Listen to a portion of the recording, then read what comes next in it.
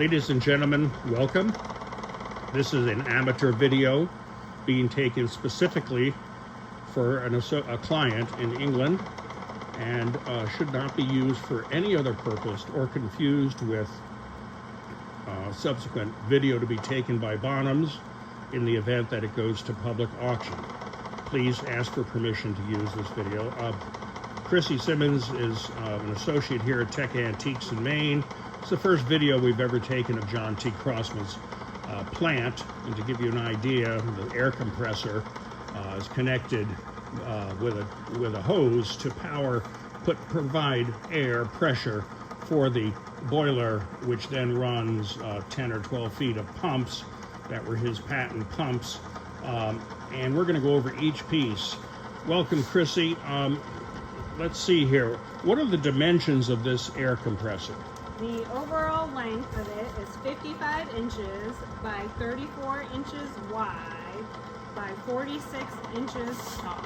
And you know, these were all, he had custom built tables that come apart.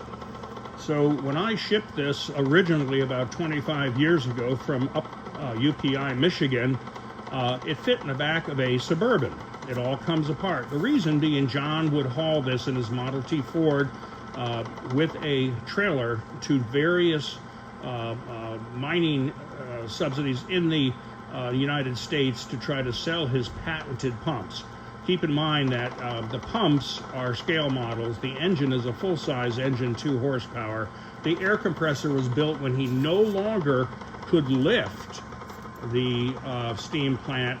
He was dying of consumption or tuberculosis, and he built the air compressor to run this by his deathbed. So the air compressor was built around 1920s, in the late 20s. We're going to engage the air compressor now, which will also engage everything else. So it has a beautiful clutch to engage.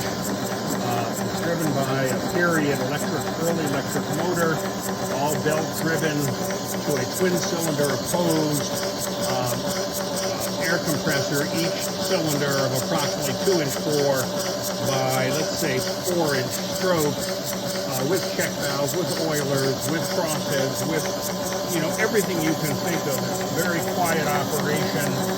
He built every single piece of everything you're about to see. The workmanship of the tables is absolutely out of this world. What is the estimated weight, or have we done that already? The estimated weight is 115 pounds. Okay, the air compressor is 115 pounds. Next is going to be the masterpiece, which was his steam plant. And right now it's on a wood plinth that can either go with the exhibit and or keep in mind that the original stands, such as that, go with each of the sections of the pump. So quickly looking at this, we have a boiler roughly 12 inches in diameter. As I zero in, we have a firebox for coal or steam. We've run it on coal years ago. His uncle in Detroit did the castings at Detroit Locomotive Works. John T. CROSSMAN, though, carved the patterns. This engine has every possible steam accessory that was employed in that period of time of 1910, let's say, to 1925, including, I believe, a working steam whistle. And also it has a Salter safety valve system, complete Stevenson reverse, a water column with drips, a condenser, a gauge board, which is out of this world, signed J.T. CROSSMAN with a crank indicator, RPM indicator, steam indicator, and more. Reversing lever right there, water injection valve right there. We also have the main throttle valve to a single cylinder walking beam engine called Patience, as you can see at the top, with a bore of approximately 2 inches and a stroke of maybe 5 inches. And can we run the engine by turning the flywheel? Very good. It's like a piece of fine jewelry. I have seen nothing like it. I'm 75 years old, and Below there are ash pit doors. There's a water tank built within, integral with the plant. It is absolutely out of this world and would make an incredible exhibit for any museum. What is the dimensions of the engine? The engine from the top to the beam is 57 inches. The flywheel is 12 inches. The diameter of the gauges are 2 inches. And the cast iron base is 30 inches long by 24 inches wide. Okay, the engine is, of course, powered by air in this case.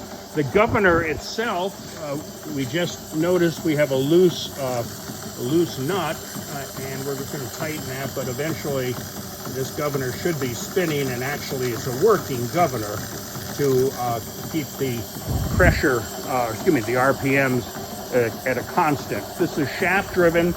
He was known for his couplings, and it goes to section number 1 of a pump, and the dimensions of this pump section? It is 64 inches high by 47 inches long by 9 inches wide. Okay, and we're going to start off zeroing in on his first pump, which is now being demonstrated. Keep in mind, he had water troughs that he filled with a colored liquid, or most likely colored water, and it would actually circulate through the pumps so people could see the action. These are models of his patents. Each has a holder on the top for a placard that had his original U.S. patents. So this is a vertical inverted pump of his design, driven by a Scotch yoke, which is right there. Moving on, the second pump on section 1 is a twin cylinder opposed water pump, again with actual circulation, absolutely phenomenal. And then connected to the second section using his hand-done couplings, trying to zero in on the coupling, and also the transfer of energy coupling. There are over 150 oilers on this whole engine, and to a second section of pumps, again used to try to sell his patents, to a orbital eccentric, which is his patented orbital eccentric. Never see these.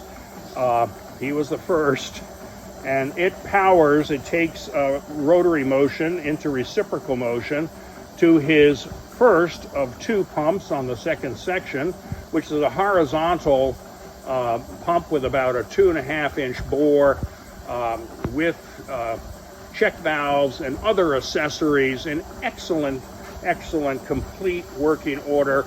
None of this has been cleaned or polished other than being dusted and oiled. The second pump is connected to the same eccentric, orbital eccentric, which is running a vertical pump, single cylinder pump, and with a very interesting, what we call rocking lever transfer of reciprocating motion from horizontal to vertical. Every detail is absolutely phenomenal on this engine. The overall length of the pumps proper, in other words, the overall length of both pumps would be 90 inches. And the height of both pumps? They're approximately 65 inches in height, and each section approximately weighs 100 pounds. Very good. And what about the overall length with the engine, with the steam engine? Pumps and steam engine. The pumps and steam engines is 129 inches. Very good. And overall, with the air compressor, if the air compressor is displayed in line? It is 16 feet. 16 feet long.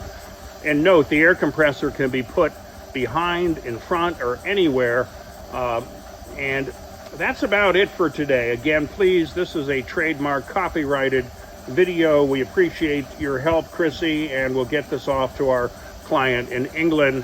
And if you get this by mistake, please let us know at once. Do not use this without our permission.